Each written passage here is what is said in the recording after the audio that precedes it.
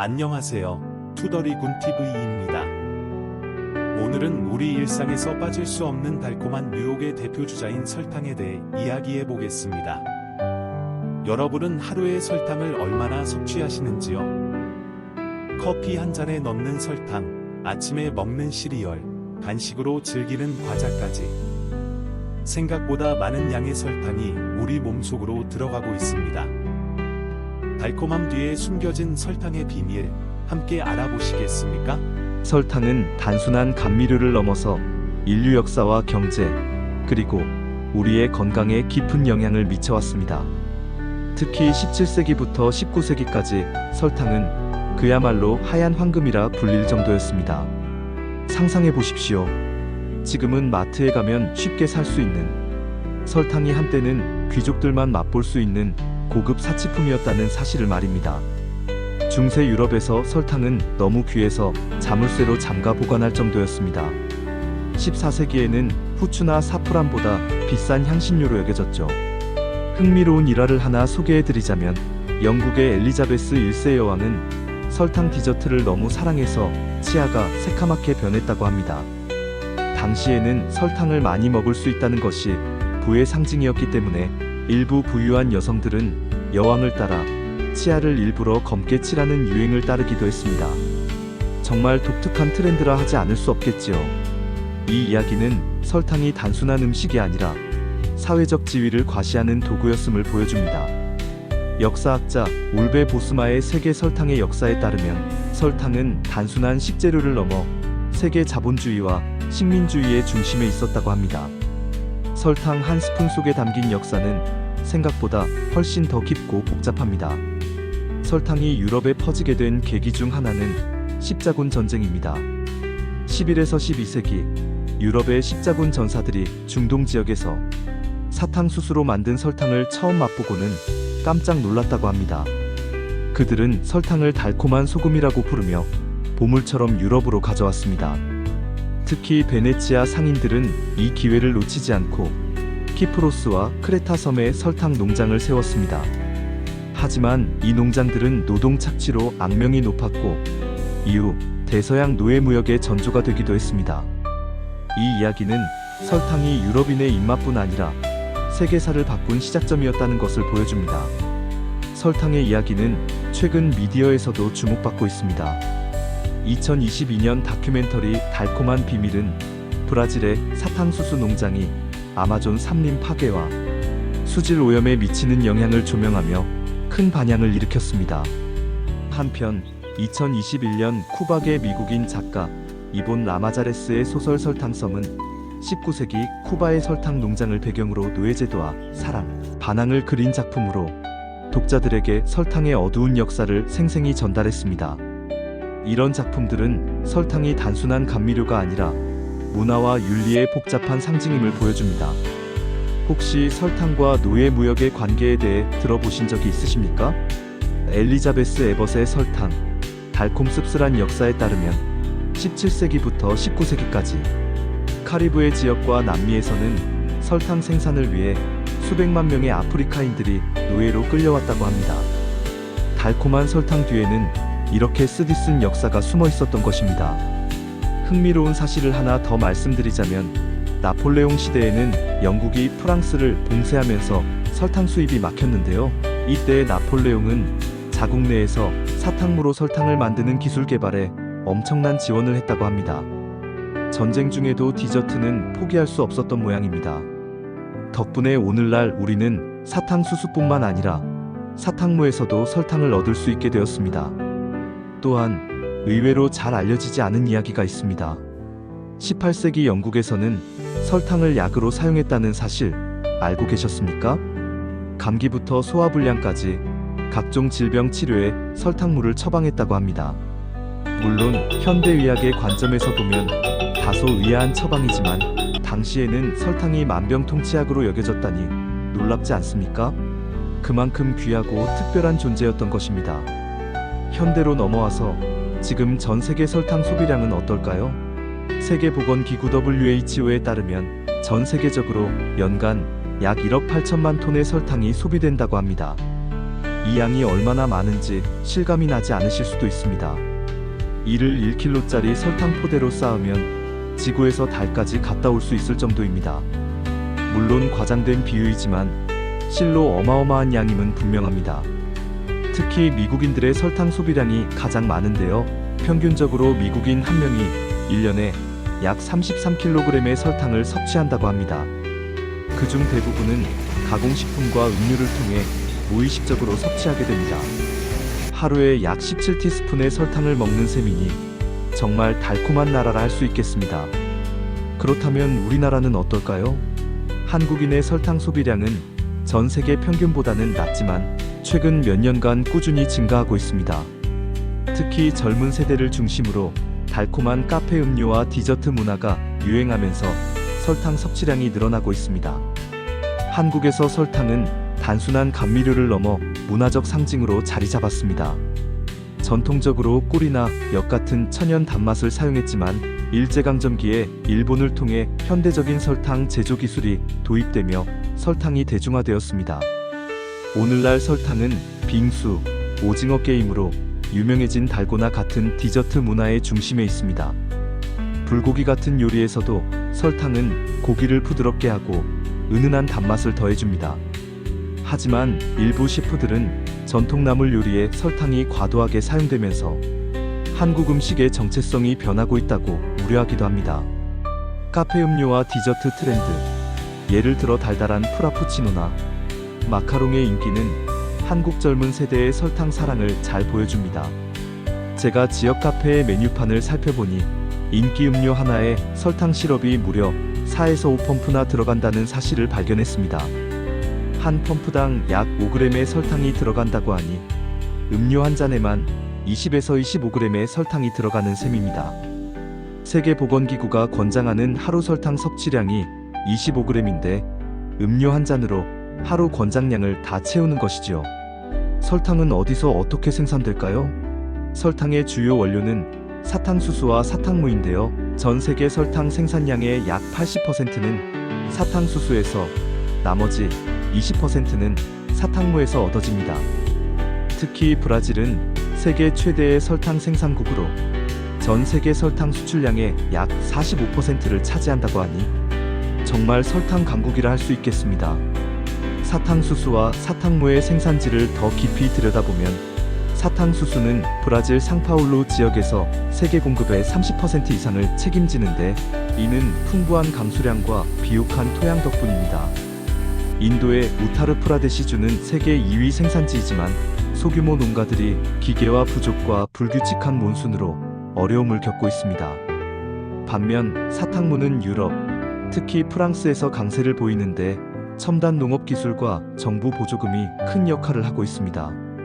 흥미롭게도 사탕무는 단위 면적당 설탕 생산량이 사탕수수보다 많지만 가공 과정에서 에너지 소모가 커 환경 논란이 있습니다. 사탕수수는 식민지 역사를, 사탕무는 유럽의 혁신을 상징한다고 볼 수 있겠습니다. 사탕수수는 주로 브라질, 인도, 중국, 태국 같은 열대 및 아열대 지역에서 재배되고 사탕무는 유럽, 러시아, 미국 북부와 같은 온대 지역에서 재배됩니다. 사탕수수가 자라기에 좋은 조건은 연평균 기온 24도 이상, 연간 강수량 1500mm 이상의 따뜻하고 습한 기후입니다. 사탕무는 서늘한 기후와 깊고 배수가 잘 되는 토양을 선호합니다. 둘 다 재배부터 수확, 가공까지 많은 노동력이 필요합니다. 설탕 산업은 전 세계적으로 약 1억 명 이상의 사람들에게 일자리를 제공하고 있습니다. 특히 개발도상국에서는 설탕 산업이 중요한 경제적 기반이 되고 있습니다. 하지만 여전히 일부 국가에서는 설탕 농장의 노동 환경이 열악하다는 문제가 지적되고 있습니다. 달콤한 설탕 뒤에 숨겨진 쓴 현실이기도 합니다. 설탕 산업은 환경과 윤리적 문제로도 주목받고 있습니다. 브라질의 세아도 지역에서는 사탕수수 재배로 1980년대 이후 700만 헥타르 이상의 숲이 파괴되었습니다. 설탕 1kg을 생산하는데 최대 2000리터의 물이 필요해서 물 부족 지역에서는 심각한 문제가 되고 있습니다. 인도에서는 사탕수수 농업의 과도한 관계로 지하수가 고갈되고 있어 지역 주민들의 생계가 위협받고 있습니다.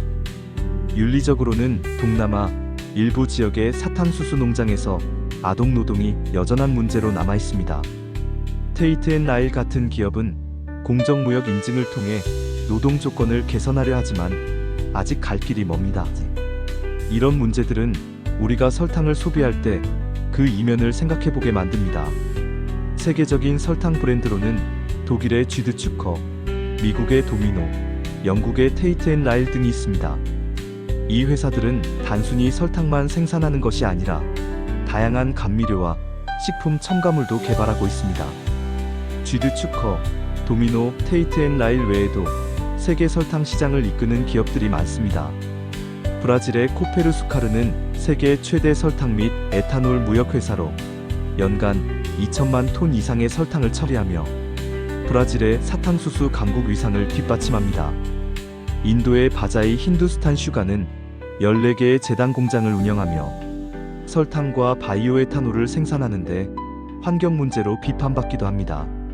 설탕 유통은 복잡한 글로벌 네트워크를 통해 이루어집니다.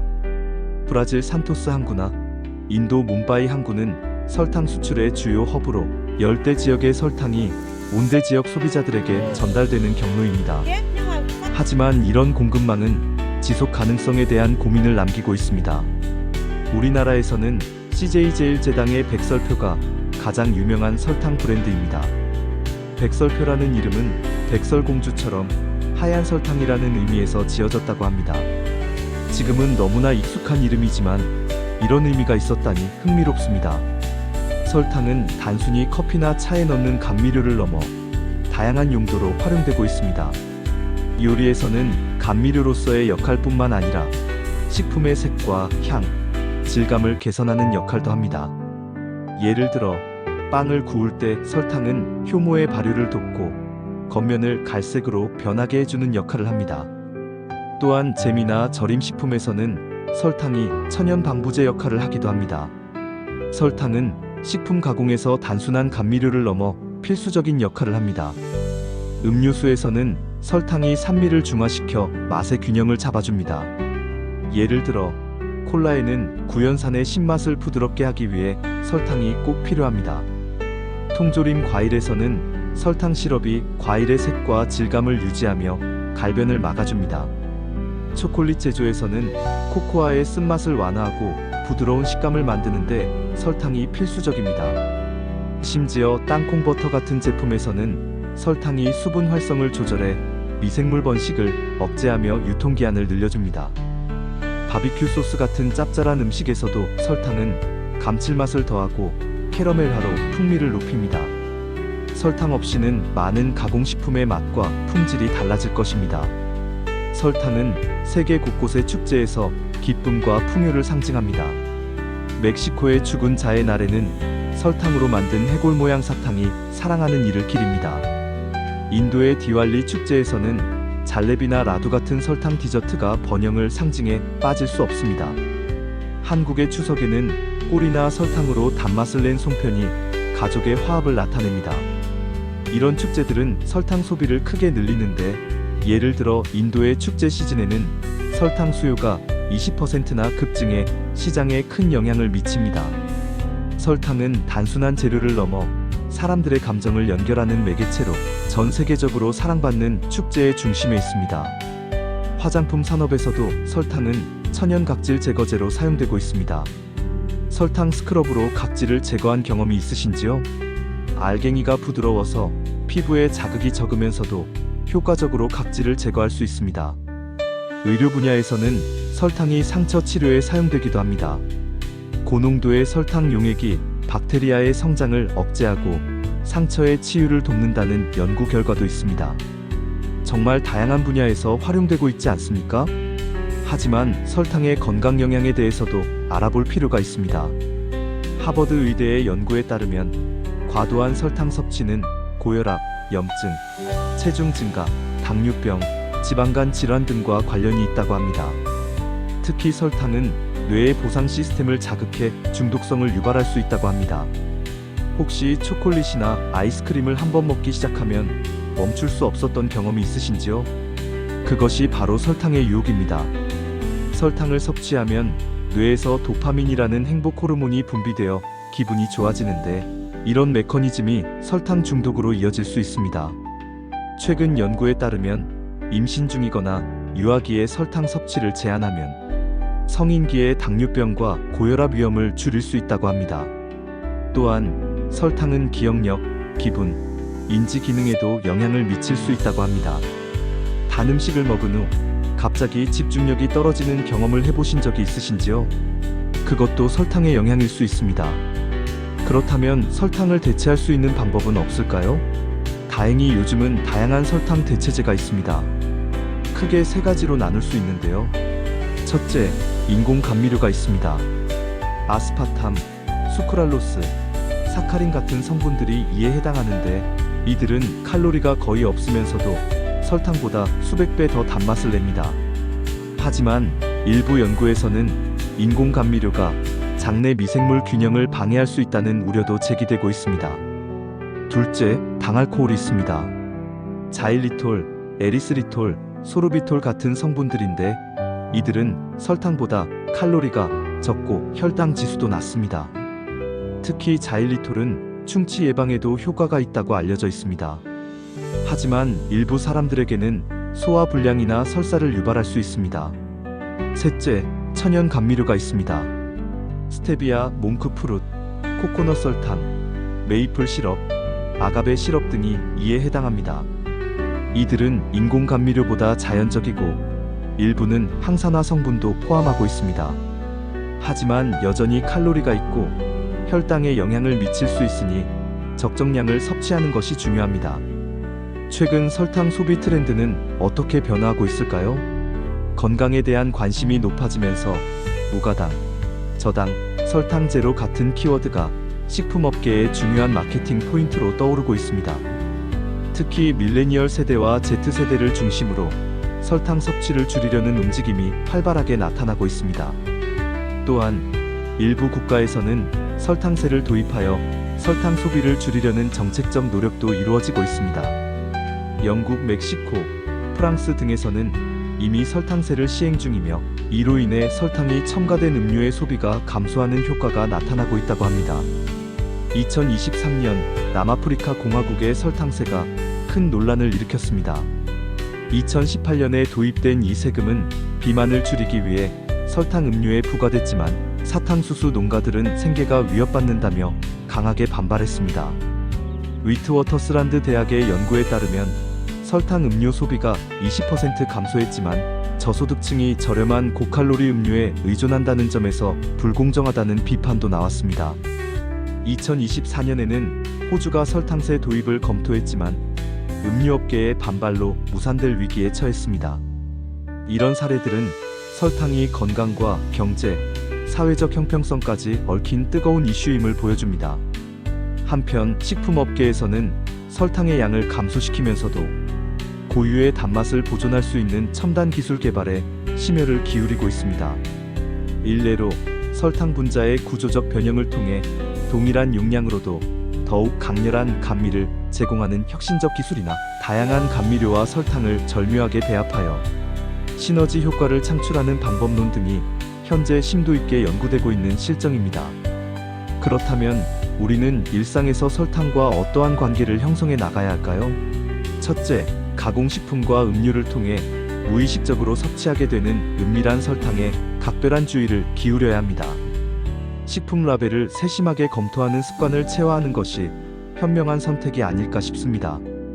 설탕은 자당, 포도당, 과당, 메가당, 덱스트로스 등 다채로운 명칭으로 위장하여 등장할 수 있으니 세심한 주의가 요구됩니다. 둘째, 일상적인 설탕 섭취량을 점진적으로 줄여나가는 시도는 어떨까요? 갑작스럽게 설탕을 완전히 단절하면 예상치 못한 금단 현상이 발현될 수 있습니다.